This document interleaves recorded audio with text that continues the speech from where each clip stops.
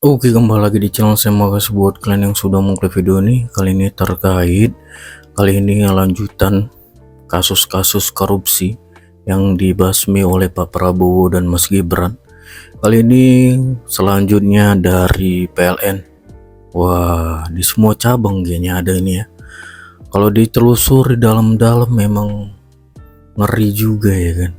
Kayaknya semua faktor ada sih. Pasti semua elemen, semua tempat pasti ada sikit-sikit ya kan kalau ditelusuri. Kali ini dari PLN kita lihat gimana Opung membahasnya. Sebelum kita ke video, bantu subscribe dulu channel saya, belum subscribe. Tidak tunggu lama, kita ke video langsung, let's go. Tahu nggak kalian? Ku bilang sama kalian kemarin kan, setelah kasus korupsi Pertamina, bakalan ada kasus-kasus korupsi yang terungkap di BUMN lainnya. Terbukti sekarang giliran PLN. Iya, PLN ya. Terungkap nih. Iya. Kapan kejadiannya itu, Bung? 2008. Wah, udah lama juga ya. Udah lama kali. Kasus dugaan korupsi di Pertamina Patraniaga yang nilainya disebut mencapai kuadriliun rupiah diketahui masih dalam proses hukum. Namun, kini sudah muncul kembali kasus baru, yakni kasus dugaan korupsi di PT Perusahaan Listrik Negara atau PLN. Dalam kasus ini, dikabarkan negara mengalami kerugian mencapai 1,2 triliun rupiah. Hal itu disampaikan oleh Wakil Kepala Kortas Tipikor Polri Jenderal Arif Adi saat dihubungi pada Maret 2025. Yang mengatakan bahwa kasus korupsi di PLN tersebut masih dalam tahap penyelidikan. Berdasarkan informasi yang diterima oleh Tribun Network, Polri 3 dugaan kasus korupsi yang melibatkan perusahaan listrik plat merah tersebut. Namun, Arif belum bersedia mengungkapkan lebih jauh konstruksi dugaan dana korupsi maupun pihak-pihak yang telah dimintai keterangan. Yang menghubungi manajer hubungan media PLN Leo Manurung dan Direktur Utama PLN Darmawan Prasetyo untuk meminta awal penyelidikan ini juga masih terus dilakukan. Namun keduanya belum memberikan respons terkait dugaan tindak pidana korupsi atas pemeriksaan atas Tipikor. Aku udah bilang sama kalian, Bapak Prabowo menekankan kepada aparat penegak hukum, baik KPK, baik kejaksaan, baik juga kepolisian, ya, tidak bisa main-main lagi yang namanya korupsi. Mau korupsinya besar, mau korupsinya kecil, mau korupsinya baru, ataupun mau korupsinya udah lama. 2008 ya. Udah berapa tahun itu? 2008. Sampai ke sekarang 2005. 2025. 17 tahun. Kalau lebih seulang tahun kasus korupsinya itu sudah sweet 17. Berapa pun negara dirugikan 1,2 triliun. Tapi 1,2 triliun hitungan 2008. Iya dong, bukan dihitungan sekarang.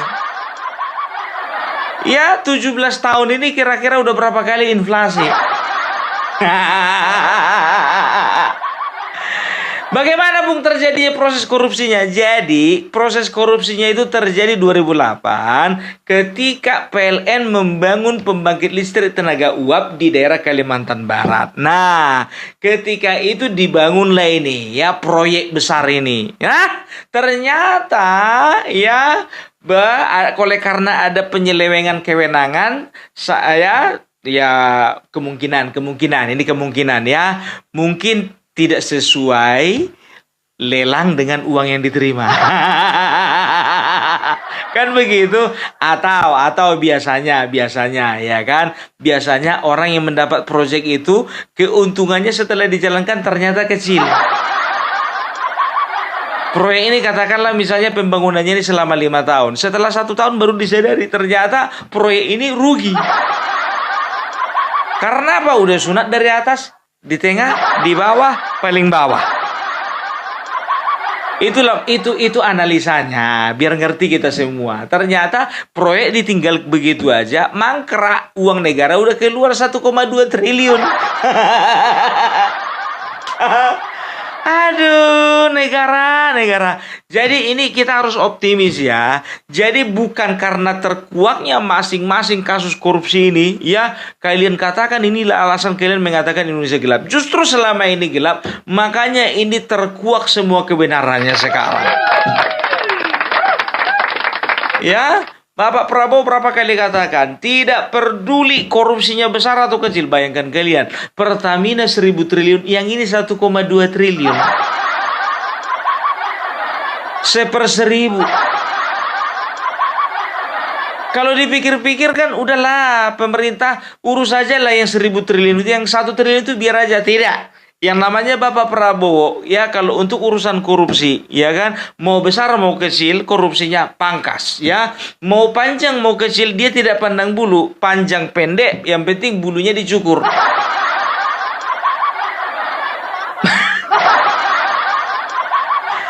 Maksudnya itu, ya kan, ya dia tidak pandang bulu, dia tidak pandang orang. Coba lihat itu, Ridwan Kamil aja digeledah rumahnya. Geledah. Makanya gue bilang, jangan gara-gara dekat ini pejabat-pejabat ini, jangan kalian karena merasa dekat sama Bapak Prabowo, hati-hati kalian, belum tentu kalian selamat. Bukannya bilang apa, jujur aja ya, ini PLN loh, ya kan? Kalau bicara tentang PLN, ya, ini bisa dikatakan PLN ini tarifnya kan sekarang kan udah naik. Ya, tarif PLN sudah naik, ya. Dan orang-orang di kampung kami nanya, ya kan, Pung, kok bisa segini listrik kami? Mana tahu aku itu. Ku bilang, aku tanya, yang pakai kulkas siapa? Saya. Pakai mesin cuci saya. Pakai setrika saya juga. Kenapa kau tanya sama aku? Iya, membengkak, biar tahu kalian, membengkak. Belum lagi air pump di sekitaran kami, biar tahu kalian, ya kan. Begitu bulan kemarin mungkin tidak ada pemberitahuan, ya. Biasanya bayar 200, bulan kemarin bayar 400. Biasanya bayar 150, bulan kemarin bayar 300.000. Aduh, ya. Ini ku bilang sama kalian, ya. Hati-hati, ya, hati-hati, apalagi BUMN yang menyangkut, ya, yang ada di situ kepentingan dari orang banyak. Hati-hati kalian. Itu dia. Jadi memang tidak salah kan, ya, Bapak Prabowo menginginkan BUMN itu satu pintu, satu payung, ya, di bawah payungnya Danantara. Supaya apa? Supaya gampang termonitor. Nah, inilah dia akibatnya kan. Ini ketahuan Pertamina, ketahuan lagi PLN, kemarin itu ketahuan juga Telkom, sebentar lagi ketahuan semuanya. Nah, ini baru-baru ini Bank Jawa Barat ketahuan, ya kan? Sebentar lagi maunya itu Bank Jateng lah. Ada pula request, Pung, kalau bisa Bank Sumut secepatnya. Jangan dulu Bank Sumut, Pun, kalau bisa Bank DKI. Ya karena apa? Ada sangkut pautnya ini, Bung, sama gubernur sebelumnya. Aduh, tahu kalian minyak goreng merek minyak kita kalau nggak salah, ya kan? Aku nggak tahu produksi mana itu, ya. Jadi kemarin itu ku tengok lah kan, marah-marah lah siapa namanya, Pak Amran Sulaiman, ya kan, Menteri Pertanian. Ya, diambilnya gelas ukur minyak, di situ tertulis 1 liter, ya kan, atau bisa dikatakan 1000 mililiter kan begitu. Rupanya begitu dicek di gelas ukur cuma 750. 750 mililiter. Coba bayangkan kalian, sekelas minyak goreng. Berapa ruginya masyarakat? Coba bayangkan kalian dulu, Dibilanglah itu ada merek minyak kita itu adalah minyak murah. Murah lah kalau dikurangin timbangannya.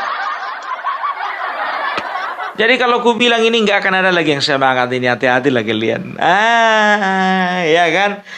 Jadi aku mau bilang sama kalian, ya, untuk teman-teman dimanapun kalian berada, ya, kemarin itu kan jaksa muda penuntut Jampitsus, jaksa muda penuntut pidana khusus, jaksa muda pidana khusus mengatakan ya, kepada rakyat Indonesia, masyarakat, setialah kepada produk Pertamina. Pakailah bahan bakar yang keluaran Pertamina. Sekarang begini, nggak perlu Pak dibilang begitu Pak, memang itunya kami pakai. Mau nggak mau. Ya mungkin di kota-kota besar ada Shell, kan begitu. Ada Chevron, kan begitu. Masalahnya di kampung kami Pak, nggak ada selain Pertamina. Maunya Bapak bilang, ya untuk masyarakat perkotaan gitu. Kalau perdesaan ini semuanya pakai Pertamina Pak. Mau 1000 kali dioplos pun itu tetapnya kami pakai. Di beberapa daerah di Jawa sananya banyak orang bilang gak usah lagi dipakai Pertalite, gak usah lagi dipakai Pertamax, jadi pakai apa? Iya kan? Jadi kalau di kampung kami ini jujur aja, mau 1000 kali pun itu dioplos Pak, tetapnya kami pakai. Risiko kami tanggung sendiri. Iya kan? Itu dia. Ya jadi ini udah mulai terungkap nih satu-satu. PLN, Telkom kemarin bulan 1 kalau nggak salah Telkom, ya cuman kecil-kecil kali, ya 1,2 triliun. Apa nggak bisa lebih dari situ kalian apa? Kalian makan uang rakyat itu. Lihatlah Pertamina itu kan mantap, itu 1000 triliun. Udah ditangkap nggak kaya-kaya.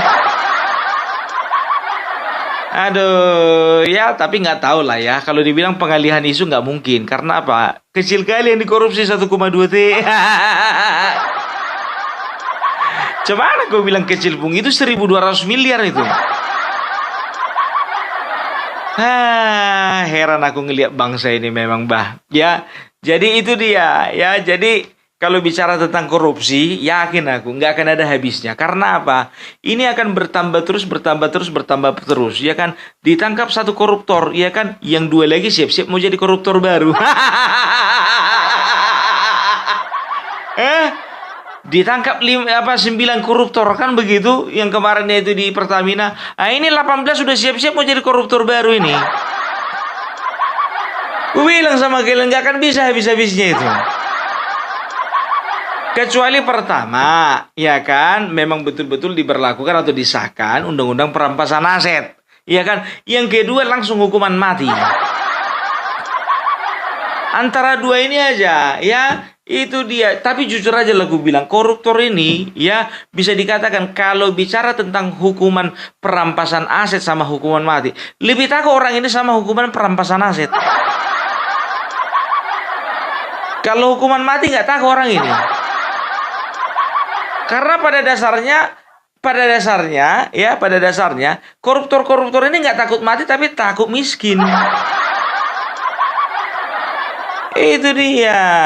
Ya, jadi aduh bingung aku. Sakit kepalaku sebetulnya memikirkan bangsa ini. Tapi gimana lah mau dibilang, ya kan, harus dikomentari. Kalau nggak dikomentari nanti yang lain-lain pula komentar sebelah sana. Ya itu dia. Jadi itulah ya, makanya Bapak Prabowo ya harus membuat satu payung semua BUMN yang ada di bangsa ini. PLN, Pertamina, Main ID, Bank BRI, Bank Mandiri, Bank BNI, ya. Dan juga ada satu lagi, itu apa lagi ya, lupa aku. Telkom dari tadi gue bilang. Itu dia. Ya jadi gampang gitu, memonitornya itu gampang ya. Jadi walaupun sebelah sana mengatakan bahwasanya Prabowo ya sedang mengumpulkan ya harta kekayaan untuk diolah sendiri, itu bohong itu. Itu omongan omongan manusia-manusia yang itu SDM rendah. Gitu dia. Ya, jadi kita serahkan saja kepada yang berwajib. Tapi jujur aja gue bilang, ini sedang berlomba ini, ya. Kalau kemarin ya kasus Pertamina itu yang menangani adalah kejaksaan, kasus Hasto menangani KPK. Nah, sekarang biar tahu kalian, untuk kasus di di PLN ya, itu andilnya andil kepolisian. Jadi ada nama kesatuannya itu, lupa pula aku. Jadi sekarang berlomba-lomba nih, ya kan, lembaga-lembaga penegak hukum ini sedang berlomba-lomba ya. Jadi di sebelah sana ada pengacara berguguran, di sebelah sini berlomba-lomba. Kok nyampe-nyampe ke situ, Bung? Iya, aku agak geli juga itu. Yang satu gendut, yang satu agak apa gitu. Yang satu gendut, yang satu punya gunung. Nah udahlah, nggak usah bahas yang lain lah kita. Aduh, ya. Jadi permintaan kami kepada Direktur PLN yang sekarang dan juga pejabat-pejabat tinggi PLN ya, kalau misalnya tarifnya sudah kalian naikkan, minta tolong pelayanannya juga ditingkatkan, kan begitu. Dan kalau bisa, potongan token jangan banyak kali. Ini bukannya bilang apa, ya kan, biasanya bisa kami pakai 200.000 token itu selama 1 minggu. Ini cuma 6 hari. Kadang-kadang 5 hari setengah. Aduh. Dan ini sebetulnya tahu enggak kalian, kalau tarif listrik begini tingginya, ini akan mengancam produksi dan juga pendistribusian mobil listrik di Indonesia. Nggak bakalan ada yang mau pakai mobil listrik. Karena apa? Mobil listriknya aja udah mahal. Ditambah lagi listriknya makin mahal. Dan yakin, aku jujur aja aku bilang sama kalian, orang yang beli mobil listrik itu bukan orang-orang yang listriknya pakai token mingguan. Kayak aku ini mana bisa pakai beli mobil listrik. Token kami cuma 200.000 seminggu. Jadi kalau misalnya mobil listrik ini harus pakai token bulanan, yang sebulan itu 5 juta. Baru cocok beli mobil listrik. Bayangkan kalian lah dulu contohnya, ya kan? Kalau sempat yang 2 minggu, yang seminggu 200.000, dicolok lah misalnya contohnya mobil listrik itu. Mobil listrik itu mengisi itu bukan setengah jam, 4 jam. 4 jam, 5 jam, kadang-kadang ada sampai 10 jam. Kan begitu, nengok mereknya lah. Kalau merek-merek murah itu masa sampai 10 jam. Kadang sampai 12 jam. Tapi kalau merek-merek canggih, contohnya Tesla, oke lah, kan begitu. Iya kan? Makanya aku bilang, kalau sempat pakai token mingguan 200.000, langsung dihisap. Begitu dicolok, ya kan, 2 jam ngecas, bunyi dia tit.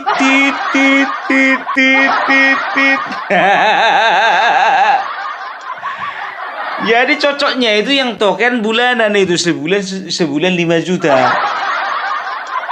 Tapi jujur aja gue bilang, aku senang kali kalau misalnya harga listrik ini naik. Kenapa bilang? Biar jangan ada orang pakai mobil listrik. Coba bayangkan kalian, kalau sempat mobil listrik ya semakin banyak contohnya berkeliaran di jalan raya, ya kan? Nah, kan ada stasiun pengisian bahan bakar listrik, kan begitu contohnya ya. Jadi kalau misalnya satu mobil 4 jam, kalau 10 mobil yang ngantri berarti 40 jam. Oke, katakan misalnya satu stasiun itu ada 5, kan begitu. Kalau 5-5-nya ngisi, ngantri 4 jam. Bayangkan kalian. Sedangkan ngantri di SPBU aku setengah jam paling malas aku.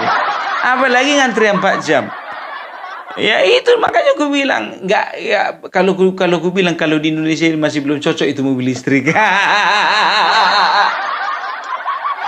Katakanlah kalau kota-kota besar sana oke lah, Jakarta, Surabaya, Bandung, nggak apa-apa lah ya kan. Tapi kalau kayak di kampung kami, makanya bisa dikatakan kalau untuk mobil listrik prospeknya di Indonesia ini secara meluas kayaknya kurang. Itu dia, ya kan? Tapi ya itulah dia ya, semuanya itu teknologi itu ya ada plus minusnya, kan begitu. Plusnya itu kalau namanya mobil listrik, kendaraan listrik, ya tidak akan tidak akan ada lagi polusi udara, kan begitu, ya kan? Ya masalahnya bayar listrik ini yang bengkak, kan begitu. Tapi nggak apa-apa lah bayar listrik bengkak, yang penting udara tetap segar. Itu dia ya. Jadi kita lihat aja, kita doakan saja ya, satuan dari kepolisian yang menangani masalah korupsi di Pertamina di PLN ini boleh bekerja dengan baik sesuai dengan SOP ya. Tapi kenapa sih yang kecil-kecil korupsinya dikasih sama polisi? Yang besar-besar yang megang KPK, kejaksaan. Karena memang kebetulan juga kepolisian yang menangani itu dari awal pula. Pokoknya kita acungi jempol untuk kejaksaan, KPK, dan juga kepolisian. Polisi sana mau gini-gini. Oknum. Ya tapi bukan dia sendiri, bukan ada lagi. Oknum, cuman berjamaah, makanya kelihatan banyak.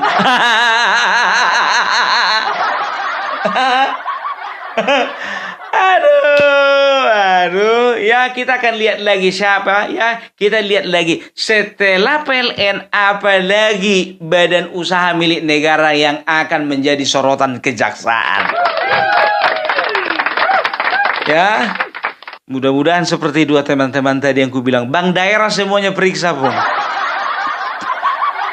Rame kali biar tahu kalian di kontenku yang kemarin, yang sebelum ini ya kan.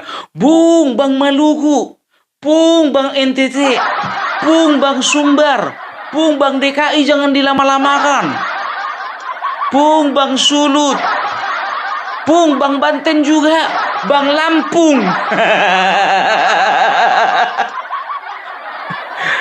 Rata-rata semuanya biar tahu kalian memang betul-betul murni ya, memang betul-betul murni ingin membongkar kasus-kasus korupsi di bank itu, atau yang mau kalian jerat gubernurnya.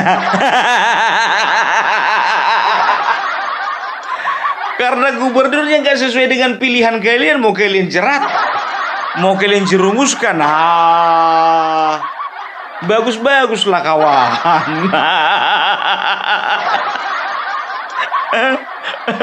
Aduh, ya udahlah kalau kayak gitu ya. Itulah dulu dari Opung Parbelak ya. Salam NKRI harga mati. Oke, itu dia videonya. Wah, luar biasa ya. Betul-betul semua dibabat, padahal udah lama pun masih juga diberantas. Kita lihat ya gimana selanjutnya, apa kabar selanjutnya, apakah dari elemen mana lagi ya, elemennya.